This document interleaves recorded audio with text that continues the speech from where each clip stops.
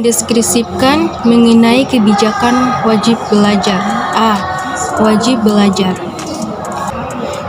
Jadi wajib belajar adalah program pendidikan minimal yang harus diikuti oleh warga negara Indonesia atas tanggung jawab baik pemerintah maupun pemerintah pusat maupun pemerintah daerah, seperti yang diatur dalam Peraturan Pemerintah RI Nomor 47 Tahun 2008 tentang wajib belajar. Wajib belajar juga berfungsi mengupayakan peluasan dan pemerataan kesempatan memperoleh pendidikan yang bermutu bagi setiap warga negara Indonesia, dan bertujuan untuk dapat mengembangkan potensi dirinya agar dapat hidup mandiri di dalam masyarakat atau melanjutkan pendidikan ke jenjang yang lebih tinggi. Yang pertama, wajib belajar 6 tahun. Seperti yang telah dijelaskan sebelumnya, bahwa awal mula dasar hukum bagi wajib belajar 6 tahun adalah Undang-Undang Nomor 4 Tahun 1950 tentang pokok pengajaran di sekolah yang menjadi cikal bakal Undang-Undang Pendidikan pada tahun 1984. Dalam undang-undang ini khususnya pada pasal 19 juga telah mengatur adanya bantuan biaya sekolah bagi siswa yang tidak mampu. Selanjutnya, percobaan program wajib belajar pada masa kepemimpinan Insinyur Soekarno dilakukan dengan masih masif pada masa kepemimpinan Presiden Soeharto. Pada tahun 1973, Soeharto mengeluarkan Instruksi Presiden Nomor 10 Tahun 1973 tentang program bantuan pembangunan gedung SD untuk mendukung terlaksananya program wajib belajar 6 tahun ini. Program wajib belajar pada era Soeharto kemudian mulai dilaksanakan pada 2 Mei 1984 di akhir pelita atau pembangunan 5 tahun. Kedua, wajib belajar 9 tahun. Program wajib belajar 6 tahun selanjutnya menjadi 9 tahun.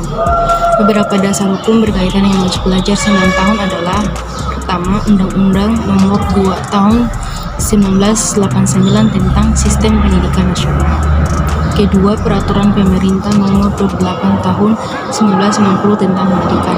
Ketiga, Instruksi Presiden Nomor 1 Tahun 1994 tentang pelaksanaan wajib belajar pendidikan dasar. Keempat, Keputusan Menteri Pendidikan dan Kebudayaan Republik Indonesia Nomor 0306 U 1995 tentang pelaksanaan wajib belajar pendidikan dasar atau 9 tahun. Dan kelima, Undang-Undang Nomor 20 Tahun 2003 tentang Sistem Pendidikan Nasional. Dalam Undang-Undang Nomor 20 Tahun 2003 dijelaskan bahwa setiap warga negara yang berusia 7-15 tahun wajib mengikuti pendidikan dasar. Indikator yang dipakai pemerintah untuk mengukur tercapaian angka partisipasi kasar atau APK yang dilihat secara nasional juga pada tiap daerah. Dalam Undang-Undang Nomor 20 Tahun 2003 dijelaskan bahwa setiap warga negara yang berusia 7-15 tahun wajib mengikuti pendidikan dasar. Indikator yang dipakai pemerintah untuk mengukur tercapaian angka partisipasi kasar atau APK yang dilihat secara nasional juga pada tiap daerah. Adapun tingkat ketuntasan dalam daerah melaksanakan program wajib belajar pendidikan dasar 9 tahun dikategorikan sebagai berikut. Pertama, tuntas. Pertama, bila APK mencapai 80 sampai dengan 80%. B. Tuntas madya bila APK mencapai 85% sampai dengan 89%. C. Tuntas utama bila APK mencapai 90% sampai dengan 94%. D. Tuntas paripurna bila APK mencapai minimal 95%. Yang ketiga, program pendidikan menengah universal atau PMU. Pada perkembangannya untuk menjaga keseimbangan program wajib belajar pendidikan dasar 9 tahun dan berkaca pada keberhasilan yang telah dicapai dalam pelaksanaan program ini, serta relatif banyaknya lulusan SMP atau sederajat yang tidak melanjutkan sekolah atau putus sekolah yang masih belum layak bekerja, sehingga bila tidak melanjutkan sekolah akan memiliki dampak sosial kurang baik. Maka pemerintah menerapkan program pendidikan menengah universal atau PMU sebagai rutisan wajib belajar 12 tahun. Berbeda dengan program wajib belajar 9 tahun yang merupakan amanah dari undang-undang dan memiliki payung hukum yang kuat. Program wajib belajar 12 tahun belum memiliki undang-undang yang mengatur, serta belum memiliki landasan hukum yang cukup kuat menurut materi pendidikan dan kebudayaan saat itu. Muhammad Nuh, aturan pasti tentang wajib belajar 12 tahun dapat dimasukkan dalam Undang-Undang Nomor 20 Tahun 2003 tentang Sistem Pendidikan Nasional melalui revisi yang masih terus menjadi perhatian hingga saat ini. Pelaksanaan pendidikan menengah universal atau PMU terdapat 3 sasaran yang ingin dicapai, yaitu yang pertama, meningkatkan angka partisipasi kasar atau APK. Pendidikan menengah angka partisipasi kasar merupakan jumlah siswa atau berapapun usianya yang sedang sekolah di tingkat pendidikan tertentu terhadap penduduk kelompok usia yang berkaitan dengan jenjang pendidikan tertentu. Kedua, untuk memperkecil disparitas antar daerah. Disparitas dapat diartikan atau sebagai perbedaan, jadi disparitas antar daerah dapat diartikan sebagai memperkecil perbedaan antar daerah, khususnya dalam bidang pendidikan. Ketiga, memperkuat pelayanan pendidikan vokasi. Maksudnya pendidikan vokasi dapat diarahkan kepada pendidikan menengah kejuruan sebagai lembaga pendidikan yang bertujuan menyiapkan lulusannya memasuki dunia kerja. Yang berikut adalah mendeskripsikan mengenai kebijakan asesmen nasional. B. Asesmen nasional. Asesmen nasional diharapkan dapat menghasilkan potret komprehensif yang berguna bagi sekolah atau madrasah dan pemerintah daerah untuk melakukan evaluasi diri dan perencanaan perbaikan mutu pendidikan. Adapun hal-hal yang perlu diperhatikan terkait dengan kebijakan asesmen nasional adalah sebagai berikut. Yang pertama, asesmen nasional dilaksanakan di semua sekolah atau madrasah dan program pendidikan kesetaraan. Yang kedua, asesmen nasional dilaksanakan setiap tahun dan dilaporkan pada setiap sekolah atau madrasah. Dan yang terakhir, pemerintah daerah. Asesmen nasional yang dilaksanakan pada tahun 2021 akan digunakan sebagai baselina tanpa konsekuensi pada guru sekolah dan pemerintah daerah. Hasil asesmen nasional di tahun 2021 digunakan sebagai pemetaan awal mutu sebagai pendidikan. Dalam perkembangannya, asesmen nasional dikembangkan dan dirumuskan untuk dapat dilaksanakan secara mudah, tidak berantakan, baik untuk siswa, sekolah, guru, Pemda, bahkan orang tua. Asesmen nasional terdiri atas 3 komponen, yaitu sebagai berikut. Yang pertama, asesmen kompetensi minimum atau AKM.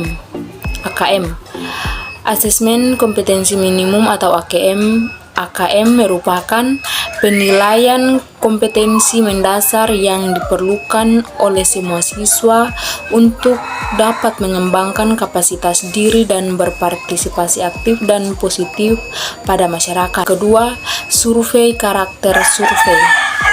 Karakter yang dimaksudkan untuk mengukur setiap kebiasaan, nilai-nilai sebagai hasil belajar non-kognitif.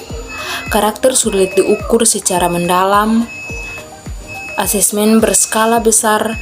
Meski demikian, survei karakter dapat memberi informasi berharga tentang sikap, nilai, dan kebiasaan.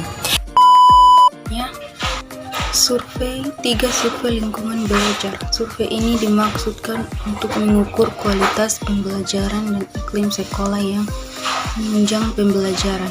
Survei lingkungan belajar mengukur A. Kualitas pembelajaran, B. Iklim keamanan dan inklusivitas sekolah, C. C. Refleksi guru. D. Perbaikan praktik pengajaran. Dan E. Latar belakang keluarga murid. Informasi dari survei lingkungan belajar berguna untuk melakukan diagnosis masalah dan perencanaan perbaikan pembelajaran oleh guru, kepala sekolah, dan dinas pendidikan. Diskusikan mengenai kebijakan bantuan operasional sekolah. Bantuan operasional sekolah, penentusan program pengalokasian dana bantuan operasional sekolah difungsikan untuk meningkat akses dan mutu pendidikan sebagai salah satu prioritas pembangunan nasional. Perlu mendorong pemerintah daerah dalam menyelenggarakan pendidikan bagi masyarakat. Bantuan operasional sekolah yang selanjutnya disingkat BOS adalah program pemerintah pusat untuk menyediakan pendanaan biaya operasi non-personalia bagi satuan pendidikan dasar dan menengah. Program ini bertindak sebagai konsekuensi dari adanya program yakni program wajib belajar pendidikan dasar. Dana BOS dialokasikan untuk penyelenggaraan pendidikan pada SD, SDLM, SMPLB, SMA, SMLB, SLB, dan SMK. Dana BOS ini untuk kemudian diistilahkan dengan dana BOS reguler sesuai Permendikbud nomor 6 tahun 2021 tentang petunjuk teknis pengelolaan dana BOS reguler 2021. Pengelolaan dana BOS reguler dilakukan berdasarkan prinsip sebagai berikut. Fleksibilitas, yaitu penggunaan dana BOS reguler dikelola sesuai dengan kebutuhan sekolah.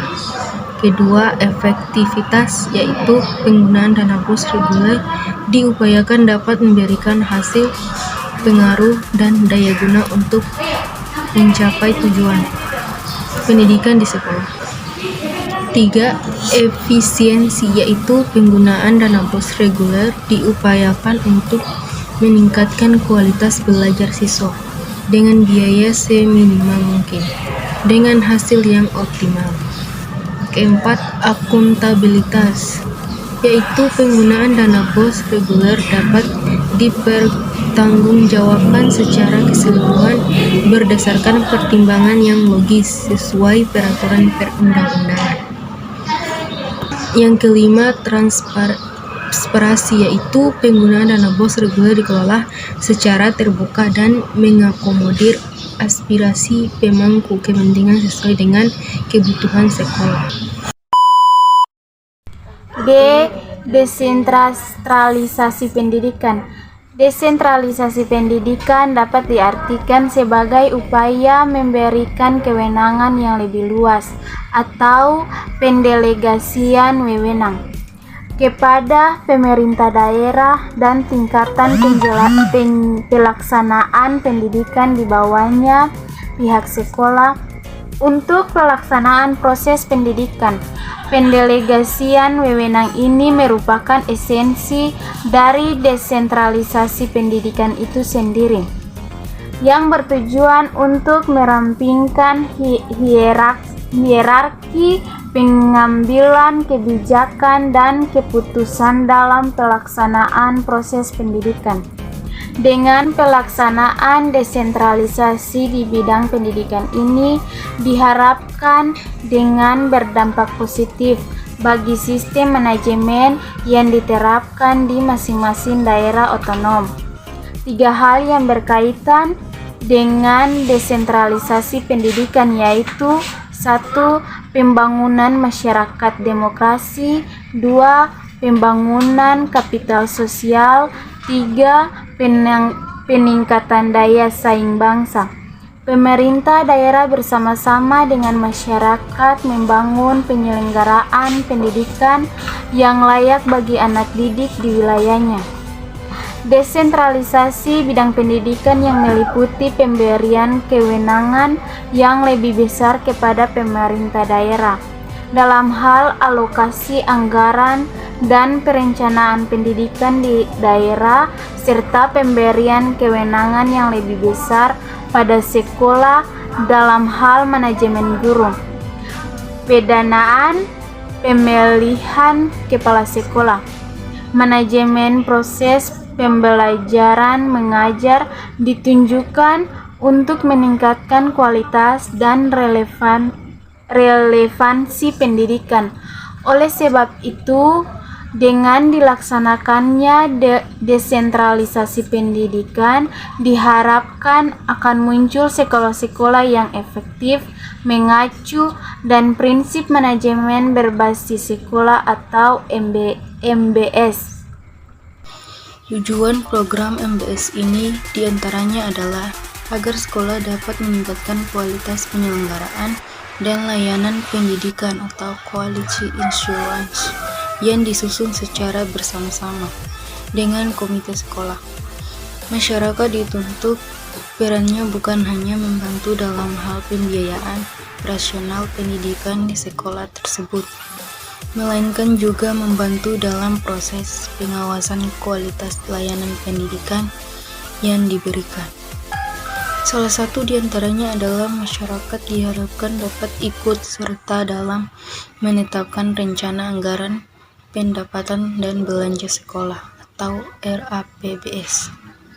Ridwan menyatakan bahwa pada hakikatnya MBS merupakan bentuk kewenangan pemerintah pusat kesatuan pendidikan sekolah dalam mengelola program kegiatan pembelajaran di sekolah masing-masing melalui musyawarah seluruh komponen warga sekolah atau kepala sekolah, guru, siswa, orang tua, siswa, masyarakat, komite sekolah, dan para pemangku kepentingan lainnya.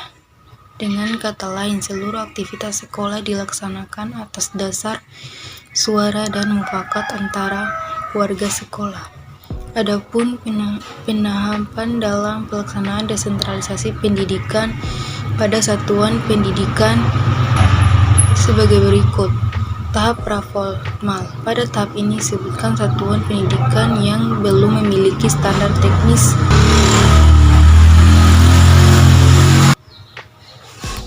yang meliputi sumber-sumber pendidikan seperti guru, prasarana dan sarana pendidikan, dan lain sebagainya, secara memadai pelayanan pendidikan secara minimal. Oleh sebab itu, pada tahap ini, satuan pendidikan sebagai penyelenggaraan proses pendidikan perlu dipenuhi fasilitas minimal pendidikannya terlebih dahulu agar dapat dinaikkan pada tahapan selanjutnya, yaitu tahap formal. Kedua, tahap formal. Pada tahap ini, satuan pendidikan yang telah memiliki sumber-sumber pendidikan yang memadai secara minimal atau telah memenuhi standar teknis dalam membangun kapasitasnya dilakukan melalui peningkatan kemampuan administrator kepada sekolah dan guru-guru, karyawan, instruktur, dan tutor. 3. Tahap transisional. Berhasilan tahapan ini diukur dengan menggunakan standar pelayanan minimum hakikat tingkat sekolah, yaitu yang berkaitan dengan output pendidikan seperti tingkat penurunan putus sekolah, penurunan pengulangan kelas, tingkat kemampuan para siswa, tingkat kelulusan, serta tingkat melanjutkan sekolah. Pada tingkat yang lebih tinggi, satuan pendidikan yang sudah mencapai perkembangan ini dimasukkan dalam kategori sudah mampu memberikan pelayanan minimal pendidikan yang bermutu, kemampuan memberdayakan sumber daya pendidikan secara optimal, meningkatkan kreativitas guru pada pendangguyanaan perpustakaan sekolah secara optimal. Kemampuan ini menambah anggaran dan fasilitas pendidikan dari sumber masyarakat. Keempat, tahap otonom.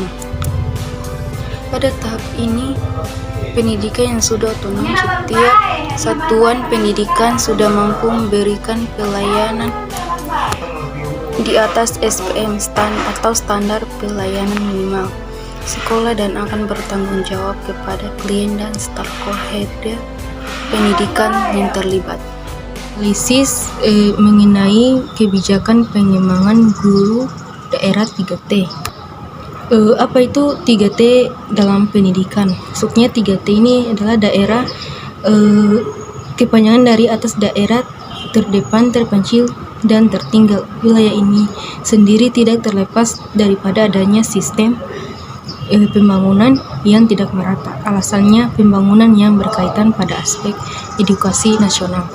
Telah dideskripsikan di atas bahwa pada wilayah kepulauan yang umumnya merupakan wilayah 3T, terdapat banyak problematika serius di bidang pendidikan. Masalah yang umum terjadi antara lain keterbatasan guru, distribusi guru yang tidak merata, kesejahteraan, kualifikasi akademik, dan kompetensi guru. Permasalahan semacam ini tentunya akan berdampak pada proses pembelajaran yang tidak dapat berlangsung dengan baik. Untuk mengatasi permasalahan ini, pembangunan guru wilayah 3T menjadi salah satu agenda penting dalam pengembangan pendidikan. Terdapat beberapa program yang selama ini telah diambil, baik oleh pemerintah pusat maupun pemerintah daerah, atau provinsi dan kabupaten ataupun kota. Dalam upaya untuk mengatasi permasalahan ini, untuk meningkatkan kesejahteraan guru di daerah 3T, pemerintah memberikan tunjangan khusus kepada guru yang bertugas di daerah khusus.